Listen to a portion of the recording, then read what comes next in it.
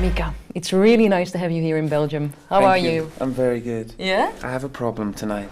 You have a problem? Yes, and you have to help me figure it out. So, Okay. the last time I performed, I was in the Forêt Nationale in Brussels. Yes. Right. Now, tonight, we're at the Sports Palace in Anvers. Uh-huh. And we have an intro, which is presented by Ian McKellen. Okay. Because the whole show is about me sending myself off into space, and my rocket explodes and I die. That's how the show begins. Oh dear, you're gonna die in the But beginning of your show? It's not, it doesn't look sad, it's funny. But it's quite amazing when it happens. Okay. Anyway, now we have subtitles. Now, I have subtitles in French and I have subtitles in Flemish. Yeah? But I can only choose one language. Now, what do I do? Yeah, what do you think I'm gonna answer now? Well, we are in Antwerp, so I think it's got to be Flemish. I think so too, but it's kind of a painful thing in Belgium at the moment now. Have you been following the news? Yes, I know, this is why. And now I'm thinking this, why don't I just not put any subtitles? Everyone knows English in Belgium, so no Exactly, problem. exactly. I think that's the way to do it. So we figured it out. Thank you. Well, thank you. No political crisis. Exactly. Only peace in this country. That's the way it should be. Yeah. And you look taller than I expected you to be. Really? How tall are you? I'm, well, Get up. 1.72 m, I think. You see? Man, you're tall. Well, when you add the hair. Yeah, with your curls, you're even a meter taller. My hair's not very curly today. It's because it's It isn't. filthy. It's 'cause I haven't washed it in like a week and a half. You're a dirty man. Sometimes, yeah. Yeah. I hate taking showers. You do? It's gross. And still, you love do- smells. Yeah, I like smells. Yeah, do you smell anything? Oh, do I smell? Is No, it? do you smell anything at the moment? I can't. I don't know. Well, what are you wearing? Half of the bottle of my favorite perfume. I can't smell it. You can't! What is it? It's, yeah, what's it called? Well, the bottle there, over there. What's it called? Well, it's a good one. And you can't even smell it. I can't. No. I can't smell it. Light blue? You know, I've got this crazy perfume that somebody gave me. It's called Isopuri Super, right? And apparently, 1 in 6 people can't smell it. And it's pheromone. Oh, And hormones? it's hormones. It's just pure hormones. It's so weird. But it's really weird when you wear it. Some people smell it. Some people don't even notice it. And some people go, oh my God, what is that smell? Oh, God. And some people think it's absolutely disgusting. It's a very strange thing because it's a chemical that has an effect on the brain. Ah, Yeah. all right. But you're a smell I collector. wouldn't recommend it. No. No. Okay. Hey, today you're one of the biggest pop idols in the world, which is amazing. I mean, everywhere you go, girls are screaming. Have you seen the crowd outside? It's amazing. How scary is that? Oh, it's scary. Yeah? Yeah, of course it is. It's scary. You just kind of stay calm and you get used to being in the circus, which is what we are. You know, we travel everywhere. We're never in the same place for too long, and we have very strange lives. We have a very strange life. We're always on a bus. We're always on the road, on a plane, in a car, and we take our little world with us everywhere we go. Yeah. The weird thing is, you know, it's so different everywhere we go. Yeah. It's really different. Like, you never know what you're going to get. What's the most strange thing you've seen in Belgium? What really strikes you? The strangest thing in Belgium? I don't know. I used to think it was mayonnaise with French fries until I started eating them, and now that's all I want. You blend in perfectly then. Yeah, I know. I'm fitting in, trust me, especially with all the beers I drink. You drink a lot of beer? Yeah, I like Belgian beer. Eh? I have it in my house. Really? Which Yeah. one? I have the Mika Lef, because they make a Mika Lef. Did you know this? No. Yeah, it's got my face on it and everything. What? They made me look a little bit insane. Yeah, it's like a cartoon. It's called the Mika Cuvée. Can you Really? believe it? I know.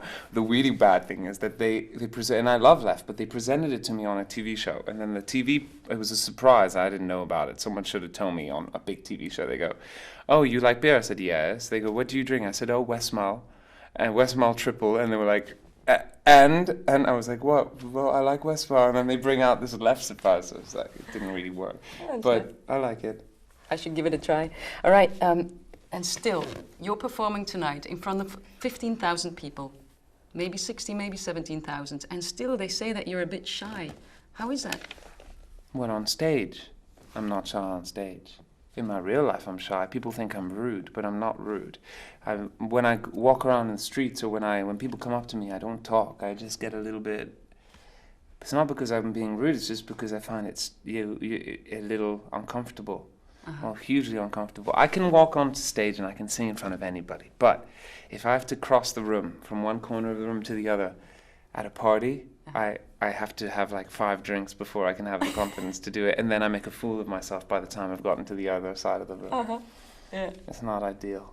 All right. Okay. But I don't know, some things never change, you know. I was like that when I was a kid and I'm still like that now. It's a weird one. Yeah, your music is all about, you know, your first album was about when you were a kid, then the second when you were a teenager. How were you as a teenager? Awkward. Yeah. In what way? I felt I was very much an outsider, and I think that's why so many of my songs are all about taking this image of an outsider or this character that's an outsider and putting the outsider on like a throne or a pedestal. You know, that's what I do, and I'm quite proud of that. But I was awkward. I was very quiet. I had 3 lives. I had the life at school, which I hated because it was kind of tortured. And then I had my life at home, my music life, and life at home and all that. And then I had the secret life where I would crawl out of my window and come home at 5 o'clock in the morning and then get changed and go to school again. Yeah. Yeah. And you weren't a teenager? It wasn't the healthiest. It wasn't very healthy. And if I had a kid ever, which I won't, but if ever I had a kid, I would hope that they didn't have a life like that. It wasn't very good. I think I was always feeling like I had to apologize when I was a teenager. Now I realize you don't, actually. The more of a freak you are, the better it helps when you're older. Exactly. Okay. Okay, Mika. What can we expect tonight? Because I've seen the strangest things on stage. What is it? It's, well, I don't know how to describe this show. It's weird. It's kind of like, I've built what I wanted. I wanted to create a show that you would normally see in a theater, but give it to you in an arena, which has been really hard because I've had to build my own theater and then take it into an arena. So we have 10 trucks outside. Yeah. And then it's all handmade. There's a lot of set, there's a lot of visuals, there's a lot of things, but it's all very kind of like it's all made by hand. So it doesn't look perfect. It doesn't look like Las Vegas. It looks like it's been made in my house, which most of it has been, by the same team that's been working with me for 10 years. But the difference is that when it's handmade and when it feels a little rough, it carries so much more emotion. It doesn't look like it's money because it's not money. It's made by people. So it means so much more. The whole show is very handmade. It's very much like poor theater. Yeah. It's like mime. It has circus in it. It has opera in it. It has theater in it.